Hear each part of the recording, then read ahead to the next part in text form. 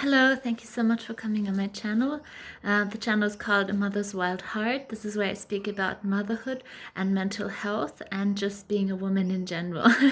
I think what I've learned so far has helped me come from pretty traumatized background to a life that's taking fast, bold, just courageous steps into all that life has for me and all that my God has prepared for me. And if I learned a few things along the way, I would love to share them with you so that we can be on this wonderful journey together. Sometimes painful, but it's not as painful if we know about each other and if we see each other for who we really are, and not scared by the dark clouds, but actually seeing those as a way that the light shines even more. So today I want to long-winded introduction to what I want to speak about for a few minutes on overcoming trauma through an attitude, a heart belief, just this sort of, it's actually a character trait to see wonder, and to have a sense of fascination, to be a custodian of fascination. I just heard that recently in a podcast,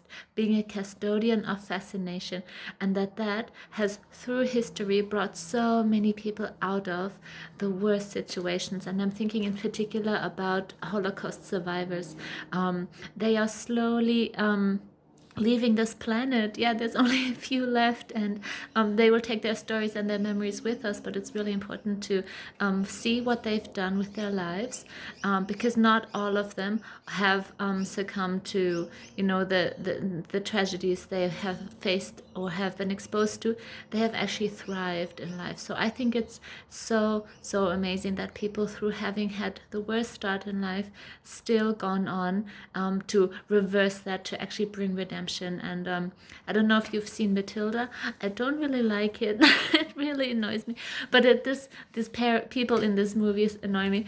But so actually, what I thought was so wonderful is how Matilda had no input into her heart, no love. She just had neglect.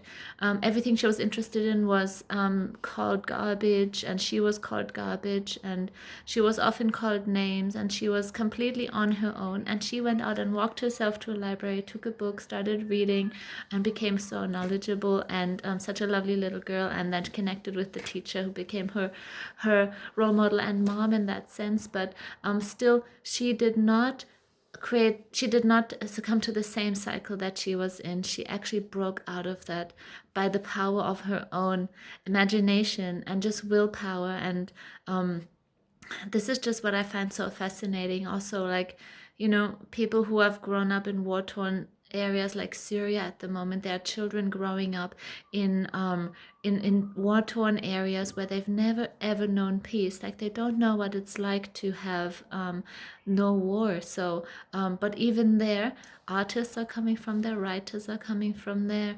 poets, probably because of their pain they're creating really amazing stuff. But there are people who are wanting to be scientists. Like, there's a little boy who wants to become a butterfly scientist because he loves watching caterpillars do their transformation, and having even just the moment to indulge with that while there's bombs flowing over your house. I just think that's the spark of humanity. That's what I love so much. And we can feel very comfortable in our life where we are at the moment, but none of us is void of tragedy in our lives. It hits everyone. But we have been given tools, I believe, by God, to go through these times. Hold on to Him, hold on to the identity, who we are, and that our lives are ultimately going to be wonderful, because we have this redemption potential, and we just have to take it. So I hope this encourages someone of you. I'm very happy to take more videos and go in more depth if this is something of your interest. But I just wanted to get this point out, that we are change makers. We are not we're not victims to our past. Whatever happened can be a building block to connect with other people, and build a life and show ourselves and everyone around us, wow, what a comeback. We've come from a dark place into the light. We are now flourishing. We are thriving. This is who we are. No shame about what happened. It is just that we have the moment, we have the spark within us, because we are made in God's image. Human nature is beautiful. We can recover from all things. I hope this blesses you. So my favorite mantra is speaking peace to your mind and courage to your heart. All things will be well. Love you. Bye.